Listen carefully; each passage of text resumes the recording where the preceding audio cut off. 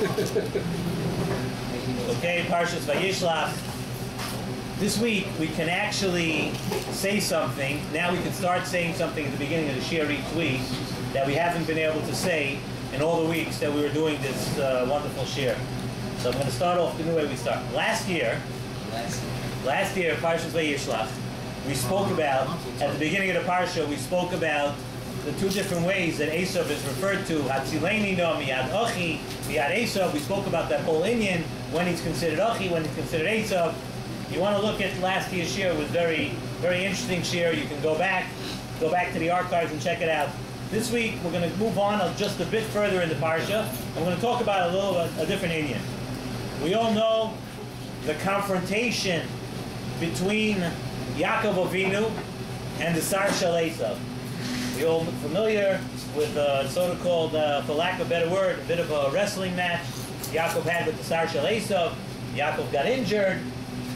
The Pasuk says like this: the Malach, the Sar Shel Esav, says, "Vayomer shalcheni, send me away, ki ola hashachar." I have to leave because the morning's coming, and we say.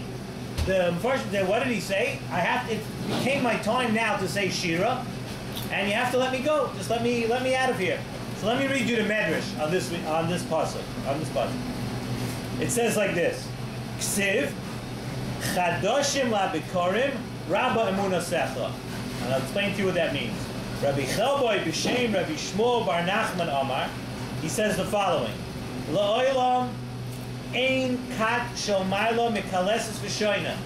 No group of malachim comes out, says praise to HaKadosh Baruch Hu, and is able to say praise again. You get one shot. They get one chance to say praise to HaKadosh Baruch Hu. Ella b'chol yoim borei HaKadosh Baruch Hu kat malachim chadoshim. Every day a new group of malachim is created. V'hein oimrim shira chadosha lefanav v'holchim lahem. They say Shira, the group of Malachim says Shira, and once they say the Shira, it's over. Those Malachim, their job is finished, and they're gone. They leave. They're finished, and a new group, a new class of Malachim comes in the next day.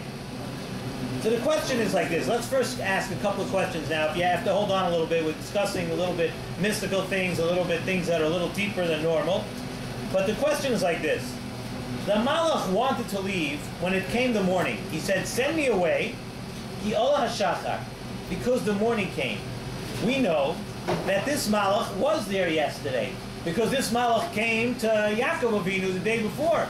So how do we say that a Malach, each Malach only lasts one day and then has to leave? That's this week's music. That the Malach lasts one day and then has to leave. We see that this Malach, the Sar Shel Esav, was here yesterday, and he was still going to be here the next day to say Shira to HaKadosh Baruch Hu. That's one question. Also, we know that this Malach, who was this Malach? We said this Malach was the Sar Shel Esav.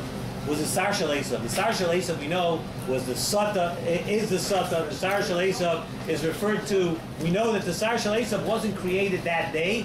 The Sar Shel Esav was around for a long time, for many years before today. Here's another proof that Malachim could be around, and they're still around the next day. Not every day, it's a totally new class of Malachim. Two questions. So the Mefarshim asked this question about the Malachim. And one of the terutzim they give, that the Mefarshim give, that there are two different types of malachim.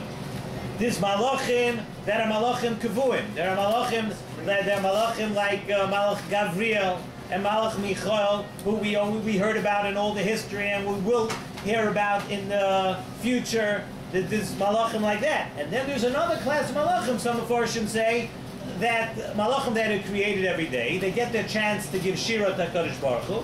And once the Shira is over, their job is over, and they're finished. So let's just take a look a second at what happened over here with the Sar Shel Esav. And this question is a question that really jumps off the pages when you read what happened here with Yaakov and the Sar Shel Esav. The Sar Shel Esav said, I want to leave. Why? Because he giya zamani loymar shira. So we already established that this Sar Shel Esav was around for a long time. He was around. He's a Satan. Sar Shel Esav. He's around for a long time. All of us. Let me ask you something. All of a sudden now, he gets into a fight with Yaakov. Yaakov gets a good part of him, and Yaakov they have this struggle. And all of a sudden, at this second, precisely this moment, when Yaakov doesn't want to let him go, he says, now it's my time to say Shira. What happened all the other years that the Sarah Shel Esav was around? The Satan's been around for a long time. Why exactly at this second did he have to come up with this story that I must say Shira now, Yaakov Avinu, you have to let me go? So listen to this Nesiv Shalom. Nesiv Shalom brings down from Svarim, what is the reason behind the creation and the existence of malachim? What's the job of a malach? Zok Nesiv Shalom, that the job of a malach is to do a job which could bring a nachas ruach to HaKadosh Baruch Hu. That's the job of a malach. Somehow, in the day that he's created, he should cause something in the world which will bring a nachas ruach to HaKadosh Baruch Hu, and after he does that, he gets to say Shira and it's over. That's what the Nesiv Shalom says. That's the job of a malach. You take a look at the malachim that are created each day, right? When do they get to sing Shira? Only if they actually accomplished what they're created to do. So now listen to this cheshbon. Hang on a second, right? It's brought down, like we said, the Sar Shel Esav is the Satan, the Yetzer Hara. Why did HaKadosh Baruch Hu create the Yetzer Hara? The Yetzer Hara was created in order to entice a person, to challenge them by enticing a person to do an Aveira, right? We're enticing the person, we're challenging him to see if he will be Omed in Nisayan, and to see if a person will pass this test. What's the tachlis of a world, of this whole world? The tachlis of the whole world is that a person should pass the test, and we want a person to pass the test and be gover the Yetzer Hara and not do the Aveira. So what actually gives the nachas ruach to HaKadosh Baruch Hu? The nachas ruach that HaKadosh Baruch Hu gets is if you do not listen to the Satan, if you do not listen to the Yetzer Hara, right? So in other words, this Yetzer Hara has a thankless job, because his job is HaKadosh Baruch Hu, he's being sent out to entice a person to do an Aveira. The only time that his job is actually done is if people do not listen to him. So Zok Nesiv Shalom, what happened over here? That until now, until the Satan, until the Yetzer Hara met Yaakov Avinu, he never met somebody that totally rejected him completely. In other words, the Yetzer Hara, sometimes he tries to entice a person to do an Aveira, and a person will sometimes think about doing the Aveira, do part of an Aveira, not be so. But Yaakov Avinu totally and completely rejected the Yetzer Hara. So what happened now? This is the first time, so the Satan, this was the first time in his career he takamented. That's why exactly at this second, the Satan, the Yetzer Hara said exactly at this second, this is the first time I can't lose this opportunity. This is the first time that I, who was always trying to make a person sin, I'm actually bringing a nachas ruach to the Rebbeinu Shalom. I'm bringing a nachas ruach to Kodesh Baruch Hu because Yaakov Avinu did not listen to me. So therefore the pasuk says right then, Shalcheni, you have to send me away because now Higia Zmani Lema Shira. Now is the first time that he's able to say Shira because he was able to bring a nachas ruach to Kodesh Baruch Hu. There's another Nesiv Shalom that I wanted to mention on this whole thing of malachim that we just mentioned, right? Why was the world set up this way that malachim has to be switched every day, right? We said there's two types of malachim. There's one type of malach that's in existence since the beginning of the world, right? And every single day, the malach, you do your job, out, like we said. Why does it have to be that way? The Nesiv Shalom says a beautiful thing. He brings down from the Yisoid B'Sharash Ha'avodah, from the Arizal. It says like this: from the first day of Brias Ha'olam, there's a famous Arizal. We mentioned that, I believe, sometime last year also. You have to look through all the archives to see which year. But from the day of Brias Ha'olam, Zok the Arizal, every single person that's born and every single person that's alive has his own tafkid. And I cannot accomplish what your tafkid is in this world. and you cannot accomplish what my tafkid in this world. Each person has their tafkid, and it has nothing to do with anybody else. We cannot do it for each other. The Arizal continues and says even more. Not only does each person have their own tafkid, but each day presents a separate opportunity for a person. Every single day. In other words, your tafkid that you were supposed to do today, no matter how hard you try, and no matter what you want to do, tomorrow you cannot accomplish what you were supposed to accomplish today. And that's pshat in the Mishnah of Ve'im Le'achshav Emosai, because it's taka true. What you are supposed to do today, each individual, each one of us has his tafkid. But besides for having his tafkid, each individual person has, on each day you have a tafkid. And you cannot accomplish today what you were supposed to accomplish yesterday. And tomorrow, you cannot accomplish what you were supposed to do today.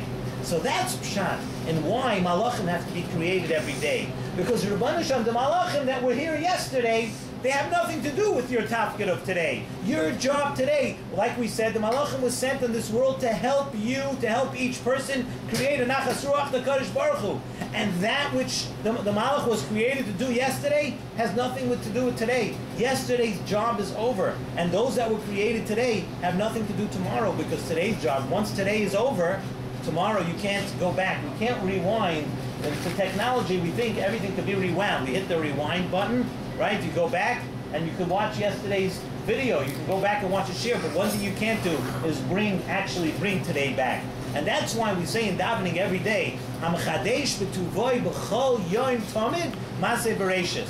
Why is there a bunch of... We say that the world is sort of created, recreated every single day. HaKadosh Baruch Hu recreates the world. Why? He recreates the world because he creates the world to help us for today's opportunities. And this is a lesson that every single person, every one of us has to learn.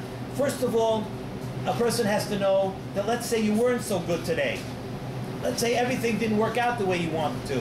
What we're learning from here is that tomorrow there's a whole new set of malachim, there's a whole new set of circumstances. Tomorrow could be a totally new day. You have your own challenges tomorrow, and you have challenges each and every day, and if you weren't so successful at meeting those challenges today, tomorrow you have another opportunity. Tomorrow it starts. And another thing we learn from here, and we see from this whole thing of malachim and the way it relates to people, we see from here something very important, that a person, you really can't waste a day. Because if you waste today, no matter what you learn tomorrow, you can sit up and learn and be Oved Hashem 24 hours tomorrow. You still miss today. You miss that opportunity. And that's the thing that we learn out of that's the thing we can take out of what we see from the Malachim.